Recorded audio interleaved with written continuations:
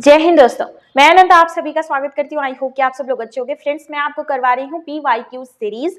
तो चलिए देखते हैं इसमें सबसे पहला क्वेश्चन आपके एग्जाम में क्या पूछा है।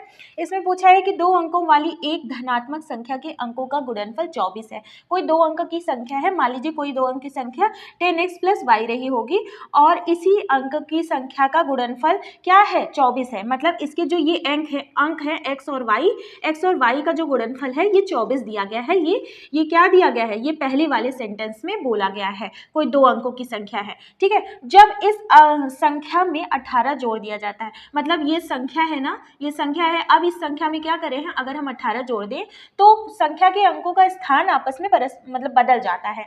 x की जगह y होता है, y की जगह x हो जाता है। ये किसके बराबर हो जाता है, ये बराबर हो जाता है 10y + x के बराबर हो जाता है, ठीक है। तो वह छोटी से छोटी धनात्मक संख्या ज्ञात कीजिए जिसे दी गई संख्या, ये जो दी गई संख्या है इसमें से घटाने पर प्राप्त संख्या पूर्ण हो। चलिए पहले हम ये जो संख्या है, ये जो संख्या दी गई है, पहले ये संख्या तो निकालें। आखिर किस संख्या के बारे में बात की जा रही है। देखिए 10x हो जाएगा + y + 18 = 10y + x, ठीक है।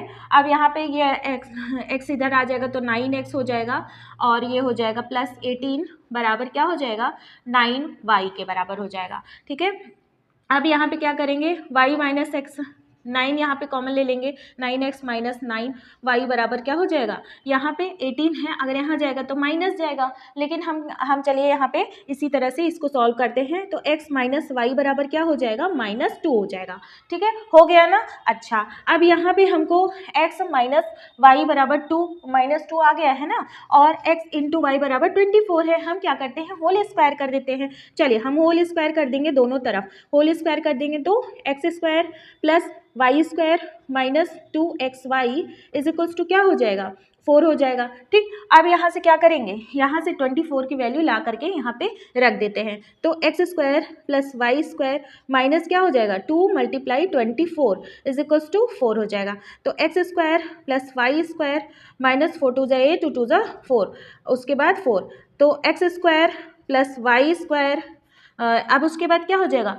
48 + 4 कितना हो जाएगा। देखिए x², ये चीज़ हम यहाँ लिख रहे हैं, x² + y² बराबर हो जाएगा 52। अब हमें क्या देखना है, देखिए x - y की वैल्यू पता ही है -2 है। अगर हम x + y की वैल्यू निकालें तो x और y दोनों की वैल्यू पता चल जाएगी इंडिविजुअली। तो हम क्या करेंगे, ये जो इक्वेशन बना है इसमें क्या करेंगे, प्लस करेंगे इस तरफ। देखिए x² + y² + 2xy = 52 + 2xy करेंगे। जब दोनों तरफ सेम चीज़ें ऐड कर रहे हैं तो कोई इफेक्ट नहीं होगा इक्वेशन पे। ये क्या हो गया, ये हो गया हमारा x + y का होल स्क्वायर, ठीक है, = 52 और +2 × x × y का क्या होगा, 24। तो ये क्या हो जा रहा है, 4 2 × 8 और उसके बाद 2 2 × 4, 48 + 52। तो 48 + 52 कितना आ जाएगा, 100 आ जाएगा। मतलब x + y की वैल्यू क्या आ जाएगी, x + y की वैल्यू अंडर रूट में आ जाएगी तो x + y की वैल्यू आ जाएगी 10।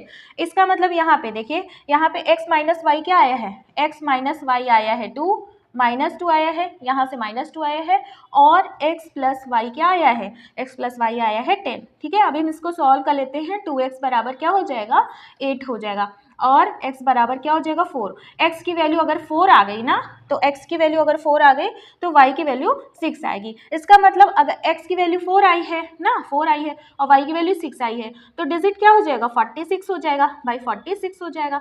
हाँ, अब हमको संख्या तो पता चल गई 46 है। अब क्या कह रहे हैं, वह छोटी से छोटी धनात्मक संख्या ज्ञात करना है जो दी गई संख्या में से घटाने पर प्राप्त संख्या पूर्ण वर्ग हो जाए। मतलब इसमें से इस संख्या में से हम ऐसी कौन सी छोटी से छोटी संख्या घटा दें कि ये क्या हो जाए, ये पूर्ण वर्ग हो जाए, ठीक है। तो पूर्ण वर्ग होने के लिए हम इसमें से क्या घटाएंगे, 46 में से कि वर्ग हो जाए। देखिए 46 किसी का वर्ग हो जाए, घटाना है यहाँ पे। तो देखिए 7 7 जो 49 होता है, 6 6 जो 36 होता है। तो अगर हम 36 बनाने के लिए हम कितना घटाएंगे, इस 46 में से 10 ही तो घटाएंगे, तभी तो 36 आएगा और ये संख्या पूर्ण वर्ग बन जाएगी 36 वाली ना। तो 36 लाने के लिए हमें क्या करना पड़ेगा, 10 को घटाना पड़ेगा, ठीक है। तो हमें क्या ज्ञात करना करना था, यही ज्ञात करना था कि वह छोटी से छोटी धनात्मक संख्या ज्ञात कीजिए जिसे दी गई संख्या में से घटाने पर, देखिए जिसे दी गई संख्या में से घटाने पर, मतलब अगर ये दी गई संख्या है 46 है, इसमें से ये संख्या 10 वाली घटा देंगे तो क्या प्राप्त हो जाएगा, 36 प्राप्त हो जाएगा, जो कि क्या होगा, पूर्ण वर्ग हो जाएगा, 6 का पूर्ण वर्ग हो जाएगा ना। तो क्या है, कौन सी संख्या घटाएगी, छोटी छोटी 10 वाली, तो ऑप्शन नंबर डी क्या हो जाएगा, करेक्ट हो जाएगा। तो आई होप कि आपको ये क्वेश्चन समझ में आया होगा। चलिए आगे बढ़ते हैं, नंबर 2 पे आते हैं। प्रश्न नंबर 2 ये दिया गया है, इसका मान ज्ञात करना है, इन ऑप्शन में से कौन सा करेक्ट होगा। ठीक है, चलिए सबसे पहले मैं बताती हूँ कि जो ब्रैकेट वाला है ना, इसको आपको सॉल्व कर लेना है।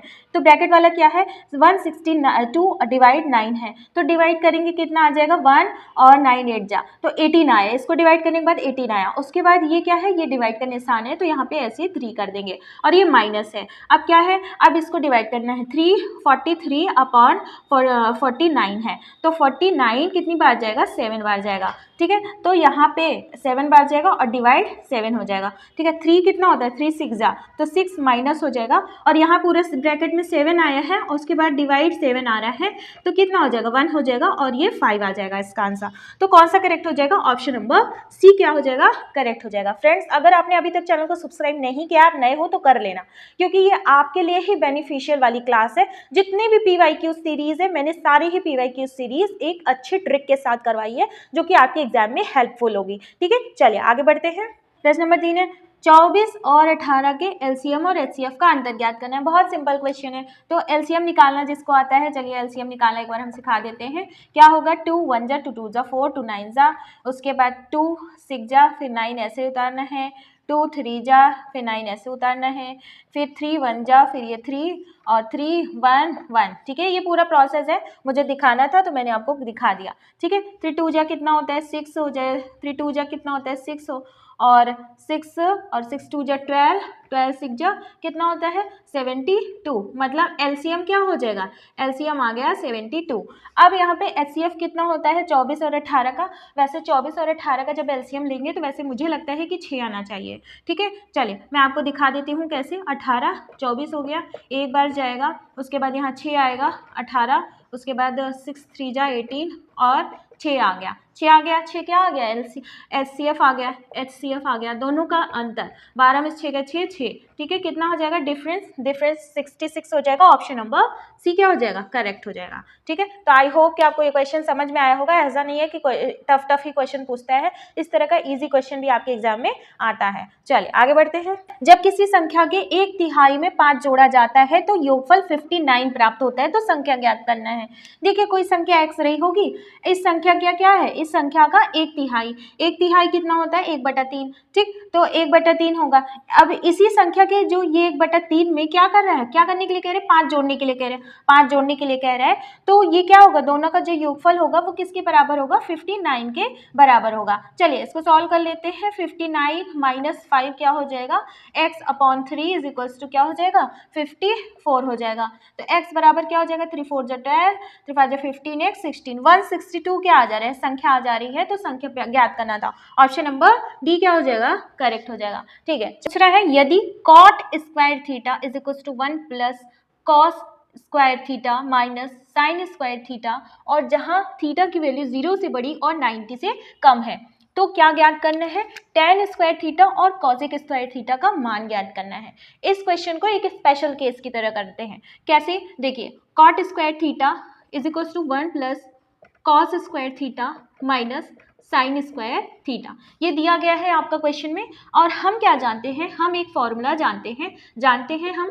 Sign square theta plus cos square theta बराबर क्या होता है, 1 होता है, ये फॉर्मूला होता है ना। तो अब हम क्या करेंगे, हम सारी ही वैल्यूज़ को, ये जो ये इक्वेशंस दिए गए हैं, इसको हम सभी एक यूनिट में चेंज कर देंगे। जैसे कॉस साइन है तो इस कॉट को भी कॉस साइन में चेंज कर देंगे, जिससे हमें वैल्यू निकालने में ईजी हो जाएगा। कॉट साइन, अब देखिए कॉट स्क्वायर थीटा को क्या होता है, cos square theta upon sine square theta हम लिख सकते हैं, क्योंकि हम जानते हैं कॉट थीटा बराबर होता है cos theta upon sine theta.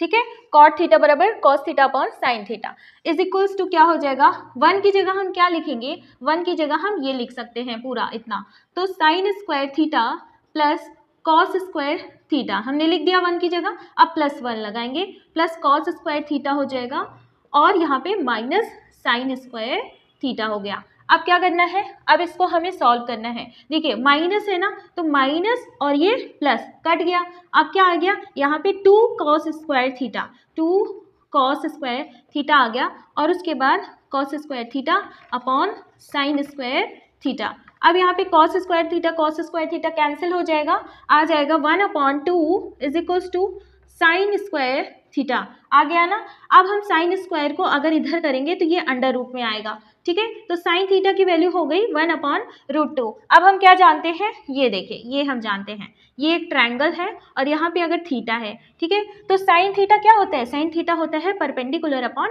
Hypotenuse, लंब बटा कर्ण। तो लंब क्या हो जाएगा, लंब दिया गया है 1, लंब दिया गया है 1 और कर्ण क्या है, हाइपोटेन्यूज क्या है, √2। अब जब ये लंब बटा कर्ण दिया गया है तो इस तीनों से हम, इस दोनों वैल्यू से हम इसकी तीसरी वैल्यूज फाइंड कर लेंगे। कैसे, √2 का स्क्वायर माइनस 1 का स्क्वायर, ठीक है, कितना आ जाएगा, देखिए 2 आ जाएगा -1 और 1 आ जाएगा ये, ठीक। तो अब क्या होगा, अब इसका वैल्यू क्या आ गया, इसका वैल्यू 1 आ गया। जब इसका वैल्यू 1 आ गया तो अब हमें क्या करना है, हमें इस इक्वेशन में रखना है, इस इक्वेशन में रखना है। देखिए इक्वेशन क्या है, इक्वेशन है tan square theta plus cosec square theta है।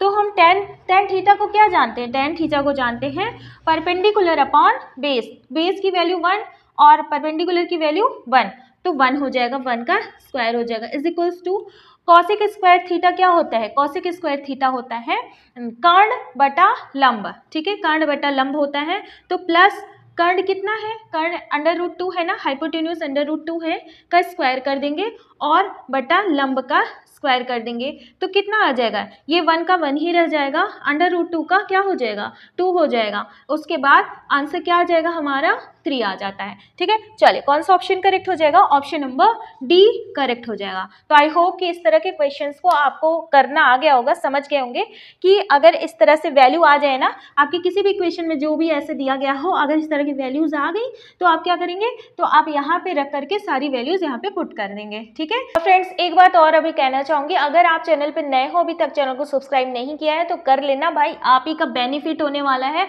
आप ही के मैथ्स के स्कोर हाई जाने वाले हैं, ठीक है। मैथ्स का स्कोर एक बार हाई चला गया ना तो आपको सिलेक्शन से कोई नहीं रोक सकता, ठीक। चलिए आगे बढ़ते हैं। वस्तु को 1729 रुपीज में बेचने पर रोहिणी को 30% की क्या हो रही है, हानि हो रही है। 16% का लाभ प्राप्त करने के लिए उसी वस्तु को किस मूल्य पर बेचना चाहिए। देखिए अब मान लीजिए कोई वस्तु रहा होगा, उसको उसने क्या किया है, इतने रुपए में बेचा है और 30% का हानि उठाया है। इसका मतलब मान लेते हैं उसका वस्तु का जो कॉस्ट प्राइस रहा होगा, जो क्रय मूल्य रहा होगा 100 रहा होगा, 100% क्रय मूल्य रहा होगा। अब इसी क्रय मूल्य पर क्या हो रहा है, उसको हानि हो रही है। हानि कितने की हो रही, 30 रुपए की हानि हो रही, 30% की हानि हो रही। अच्छा 100 में से जब 30% की हानि हो रही है, इसका मतलब है उसने वस्तु को कितने रुपए में बेचा है, अगर 30% की हानि हो रही है और उसने वस्तु को कितने में बेचा है, 100% माइनस 30% पर बेचा है, मतलब 70% पे उसने क्या किया है, उसने वस्तु को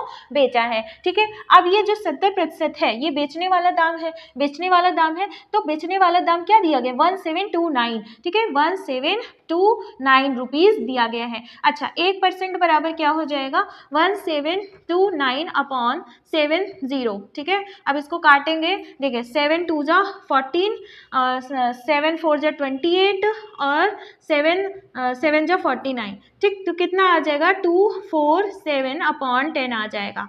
अब क्या, अब जो है 100% बराबर क्या हो जाएगा, 100% क्या है, 100% कॉस्ट प्राइस है, तो 1% की वैल्यू 247 अपॉन 10 है, तो 100% की वैल्यू क्या हो जाएगी, 100% की वैल्यू ये हो जाएगी, ठीक है। 2470 रुपीज़ क्या हो जाएगा, कॉस्ट प्राइस हो जाएगा। लेकिन अब क्या कह रहे हैं, अब हमको कॉस्ट प्राइस पता चल गया ना कि कितना है, तो हम क्या कह रहे हैं कि 16% का लाभ प्राप्त करने के लिए उसे वस्तु को किस मूल्य पर बेचना चाहिए। अब हमें क्या पता है, कॉस्ट प्राइस पता है, हमें क्या पता है, कॉस्ट प्राइस पता है, और 16% का लाभ हमें प्राप्त करना है। तो कॉस्ट प्राइस का 16%, कॉस्ट प्राइस का 16% कितना बढ़ा, 100 में 16 बढ़ गया, ठीक है। तो 116 हो जाएगा, 116 हो जाएगा, ये बराबर किसके हो जाएगा, सेलिंग प्राइस के। अब क्या करेंगे, अब हम इसको सॉल्व करेंगे। अब जब हम इसको सॉल्व करेंगे तो जब आप इसको पूरा अच्छे से सॉल्व कर लीजिएगा, काट पीट लीजिएगा, उसके बाद क्या आ जाएगा, देखिए 247 को 116 से मल्टीप्लाई करेंगे, जब मल्टीप्लाई करेंगे उसके बाद जो है एक पॉइंट बाद क्या करेंगे, पॉइंट लगा देंगे, ठीक है। तो कौन सा आ जाएगा, ऑप्शन नंबर बी क्या हो जाएगा, करेक्ट हो जाएगा, ठीक है। तो आई होप कि इस तरह के क्वेश्चंस को आपको समझ में आया होगा कि कैसे करना है। बस यहीं पे क्लू था, पहली वाली लाइन में क्लू था, किसी वस्तु को इतने रुपए में बेच रहा है और इतने प्रतिशत की क्या हो रही, हानि हो रही है, हानि 30% की हो रही है, इसका मतलब उसने क्या हुआ है, उसने जो है 70% में बेचा है, ठीक है। तो 70% बराबर इतना, और उसके बाद जब आप इसको सॉल्व करेंगे तो ये आपका वैल्यू आ जाएगा, ठीक है। चलिए आगे बढ़ते हैं। ABCD एक चक्रीय चतुर्भुज है, AB वृत्त का व्यास है, यदि एंगल ACD 35 डिग्री है तो एंगल BAD का मान ज्ञात करना है। देखिए इस तरह के क्वेश्चंस को आपको क्या करना है, सबसे पहले अगर क्या कह रहे हैं, चक्रीय चतुर्भुज है, इसका मतलब हमें क्या करना है, हमें एक सर्कल बनाना है, उसमें एक चतुर्भुज बना देना है। लेकिन ध्यान किस बात का देना है, क्वेश्चंस की कंडीशंस को, शर्त को शर्त में क्या कह रहे हैं, AB वृत्त का व्यास है, तो व्यास क्या होता है, व्यास ऐसे बीचों बीच जाता है ना, ये O सेंटर है, और A क्या है, B क्या है, AB क्या है, व्यास है, और ABCD क्या है, चक्रीय चतुर्भुज है, इसका मतलब इसके अंदर चतुर्भुज होगा, ठीक है। ऐसे चतुर्भुज हमने बना दिया, ABC और D बना दिया। और लेकिन क्या कह रहे हैं, कंडीशन दी गई है ACD 35 डिग्री है, ACD 35 डिग्री, यहाँ से ऐसे C तक मिलाएंगे, और ACD यानी ये वाला जो एंगल है कितना दिया गया है, 35 डिग्री दिया गया।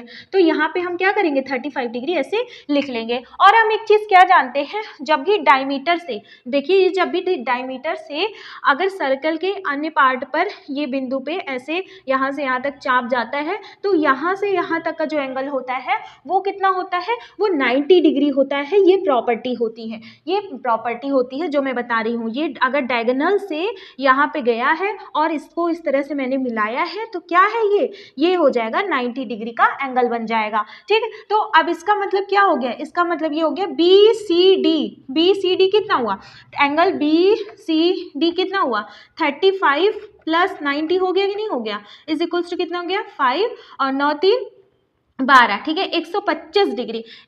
ये पूरा क्या हो गया, ये पूरा 125 डिग्री हो गया। और हम क्या जानते हैं, और पूछ क्या रहा है, पूछ रहा है BAD, देखिए BAD पूछ रहा है, ये पूरा ट्रायंगल पूछ रहा है। और हम जानते हैं जो अपोजिट होते हैं ना, अपोजिट, अगर चतुर्भुज के जो अपोजिट एंगल इनर एंगल होते हैं, उनके जो सम होते हैं, उनका जो जोड़ होता है, योग कितना होता है, 180 डिग्री का होता है। मतलब इसका और इसका दोनों का मिला के क्या होता है, 180 डिग्री होता है। जब 180 डिग्री होता है तो इसमें 125 डिग्री देखिए इसका और इसका दोनों का मिला के 180 हो। आप 180 में से अगर इसको घटा देंगे तो यही तो बचेगा, इधर वाला ही तो बचेगा।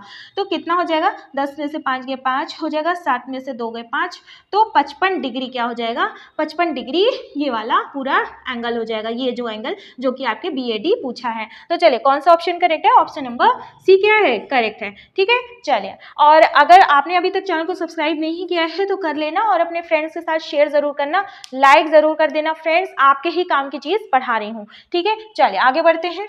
साधारण ब्याज पर दी गई निश्चित धनराशि 12% वार्षिक दर से 3 वर्ष में इतनी हो जाती है तो धनराशि ज्ञात करनी है। हम क्या जानते हैं, धनराशि ज्ञात करनी है। देखिए धनराशि का मतलब प्रिंसिपल ज्ञात करना है, मतलब मूलधन ज्ञात करना है। रेट दिया हुआ है 12% है, और उसके बाद वार्षिक दर है, टाइम कितना है, टाइम 3 साल है, ठीक है, 3 साल दिया गया है। सिंपल इंटरेस्ट भी हमें नहीं पता है, ठीक। अब हम क्या जानते हैं, हमसे पूछा गया है प्रिंसिपल, ठीक। तो देखिए सिंपल इंटरेस्ट प्लस, देखिए इंटरेस्ट में अगर हम प्रिंसिपल जोड़ते हैं तभी तो अमाउंट होता है, सिंपल इंटरेस्ट क्या होता है, PRT बटा 100 होता है कि नहीं होता है, PRT बटा 100 प्लस P बराबर A होता है ना।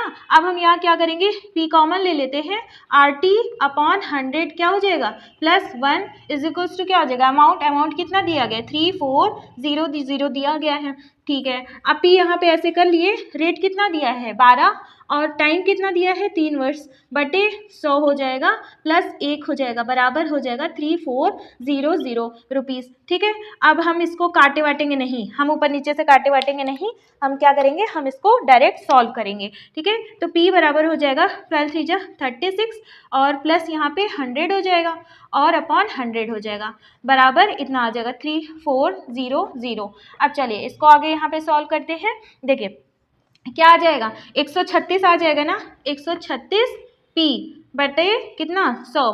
ठीक है, 100 बराबर कितना 3400 रुपये। ठीक है, 3400 रुपये, यही तो मूलधन, यही तो मिश्र धन हो जाता है जो 3400 रुपये। तो मिश्र धन की जगह हम ये लिख दिए, तो P बराबर क्या हो जाएगा, P बराबर हो जाएगा 3400 मल्टीप्लाई 100 अपॉन क्या हो जाएगा, अपॉन आ जाएगा 136। ठीक है, अब क्या इसको हम 2 से काट देते हैं, 2 6 जा 12, 1 यहाँ 2 8 जा 16, 2 1 जा 2 7 जा 14, उसके बाद 0 0, उसके बाद क्या हो जाएगा, ये देखिए 17 से कट जाएगा, 17 1 जा हो जाएगा, 17 4 जा 17 4 जा हो जाएगा, उसके बाद 4 यहाँ पे और ये 25 आ जाएगा। तो P क्या आ जाएगा, P का आ जाएगा 2500 रुपये। 2500 रुपये क्या आ जाएगा, प्रिंसिपल आ जाएगा। देखते हैं कौन सा ऑप्शन करेक्ट है, ऑप्शन नंबर सी क्या है, करेक्ट है। तो देखिए इतनी चीज़ें तो हमने आपको समझाने के लिए की हैं, आप क्या करिएगा एग्जाम में डायरेक्ट यहाँ से करिएगा या फिर डायरेक्ट यहाँ से कर लीजिएगा, ये सब लिखने की आपको ज़रूरत ही नहीं पड़ेगी। ठीक है, चलिए आगे बढ़ते हैं। नंबर 9 क्या कह रहे हैं, किसी लंब वृत्तीय शंकु की तिर्यक ऊंचाई 13 सेंटीमीटर है और इसके आधार का क्षेत्रफल 144 पाई सेंटीमीटर स्क्वायर है, तो शंकु का आयतन ज्ञात करना है। शंकु का आयतन क्या होता है, शंकु का आयतन होता है, शंकु का जो आयतन होता है 1/3 पाई आर स्क्वायर इंटू एच होता है, ये आयतन होता है। अब हमें क्या है, हमें जो है क्या क्या दिया गया है, देखिए ऐसे शंकु होगा। ठीक है, ये शंकु है, अब यहाँ पे ऐसे शंकु है। ठीक, क्या कह रहा है, शंकु का तिर्यक ऊंचाई मतलब ये जो L वाली डिस्टेंस है ये दी गई है, कितनी है 13 है। ठीक है, तो L वाली डिस्टेंस तो 13 दी गई है। अब उसके बाद जो यहाँ का रेडियस है, ये यहाँ का जो रेडियस है वो नहीं दिया गया है, R नहीं दिया गया है। R की जगह क्या दिया गया है, जो ये वाला एरिया है ना, यहाँ से यहाँ तक का जो सर्कल नीचे बनता है, इस सर्कल का दिया गया है क्षेत्रफल। देखिए इसके आधार का क्षेत्रफल, आधार क्या है, आधार यहाँ पे सर्कल है, तो सर्कल का क्षेत्रफल का फॉर्मूला क्या होता है, पाई आर स्क्वायर होता है सर्कल के क्षेत्र का फॉर्मूला। तो यही दिया गया है, ये बराबर किसके है 144 पाई के। ठीक है, अब क्या करेंगे, यहाँ से हम r की वैल्यू पता कर लिए हैं कि 12 है। ठीक, तो r कितना है यहाँ पे 12 है, 12 है। अब देखिए एक ये देखिए यहाँ से यहाँ तक 13 है और ये 12 है। अब ये जो लंब है, ये जो हाइट है वो क्या है, वो क्या है, देखिए ये जो क्या है, ये जो है परपेंडिकुलर है, हाइट परपेंडिकुलर पे ही तो होगा।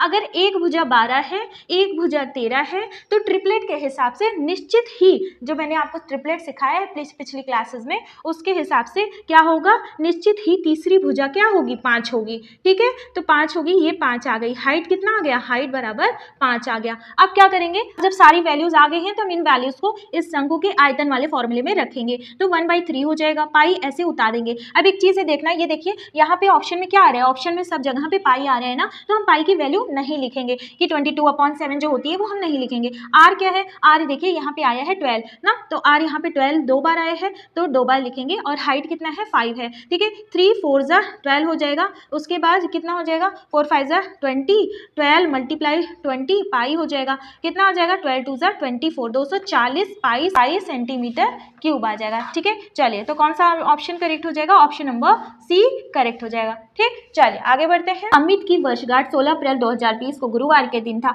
उसकी पत्नी की वर्षगांठ 2 जून 2020 को था, तो कौन सा दिन था। मतलब क्या कह रहे हैं, अगर 16 अप्रैल 2020 को गुरुवार है तो 2 जून 2020 को कौन सा दिन होगा। अब यहाँ पे क्या करना है, हमें क्या करना है, हमें टोटल डेज फाइंड करने हैं, टोटल डेज फाइंड करने हैं 16 अप्रैल के बाद से जो 2 जून तक। ठीक, तो अब देखिए यहाँ पे जो अप्रैल के बचे हुए दिन हैं वो कितने हैं, वो कितने बचे हुए दिन हैं, वो हैं 30 में से 16 घटा देंगे तो कितना हो जाएगा 4 हो जाएगा, और उसके बाद यहाँ पे 14। ठीक है, 14 दिन बचे हुए हैं, तो जो बचे हुए दिन हैं वही ऐड होंगे आगे से ज़्यादा। ठीक, अप्रैल के 14 दिन हो गए, फिर अप्रैल के बाद क्या आता है, मई आता है, मई में टोटल कितने डेज होते हैं, 31 डेज होते हैं ना। अब लेकिन जून में क्या है, जून में 2 ही दिन है, तो क्या करेंगे, सबको हम क्या करेंगे, ऐड करेंगे। तो कितना हो जाएगा, 4 2 6 7 हो जाएगा, 3 1 4 हो जाएगा, तो 47 डेज टोटल हो जाएंगे। अब हम क्या देखेंगे, अब हम देखेंगे ये 7 से कितनी बार में डिवाइड हो रहा है। 7 कितना, 7 6 42, तो कितना आ जाएगा यहाँ पे 5 डेज एक्स्ट्रा आ रहे हैं।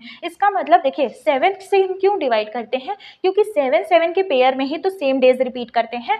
इस देखिए अगर हम 16 में 7 ऐड करेंगे तो 23 आ जाएगा, ना। तो 23 तारीख को क्या रहता है, 23 तारीख को गुरुवार रहता ना। तो इसी तरह से जो भी चीज़ें 7 के पेयर 7 7 के पेयर में रहती हैं तो सेम डेज पे आता है। तो लेकिन 7 से कितना, अगर 42 यहाँ पे 42 है और यहाँ पे भी 42 होता, पूरा कट जाता तो 2 जून को गुरुवार होता। लेकिन यहाँ क्या कर रहे हैं, 5 दिन एक्स्ट्रा आ रहे हैं, मतलब क्या कह रहे हैं, गुरुवार मतलब थर्सडे से 5 दिन एक्स्ट्रा आ रहा है। मतलब क्या हो गया, 5 दिन एक्स्ट्रा, मतलब थर्सडे, फिर फ्राइडे, सैटरडे, संडे, मंडे और ट्यूसडे। ठीक है, तो ट्यूसडे रहता 2 जून को कौन सा दिन रहता, ट्यूसडे रहता, मतलब मंगलवार रहता। तो कौन सा ऑप्शन करेक्ट हो जाएगा, ऑप्शन नंबर सी करेक्ट हो जाएगा, क्योंकि यहाँ पे 5 दिन एक्स्ट्रा आ रहे हैं। ठीक, आज की क्लास ओवर करने से पहले मैं आपको आज का प्रश्न बता दे रही हूँ। ये भी आपके PYQs का ही क्वेश्चन है, इसलिए इसको सॉल्व करके आप कमेंट में लिख के बताइएगा कि आपका आंसर क्या आया है।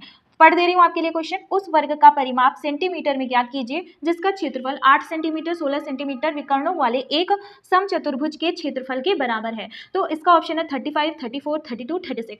इसको कमेंट सेक्शन में लिख के बताइएगा कि आपका आंसर क्या आया है, इससे आपकी प्रैक्टिस बराबर रहेगी। तो फिर आशा करते हैं कि आपको आज की क्लासेस पसंद आई होंगी और अपने दोस्तों के साथ जरूर से जरूर शेयर करिएगा। ठीक है, फिर मिलते हैं नेक्स्ट क्लास के साथ, तब तक पढ़ते रहिए, आगे बढ़ते रहिए। जय हिंद।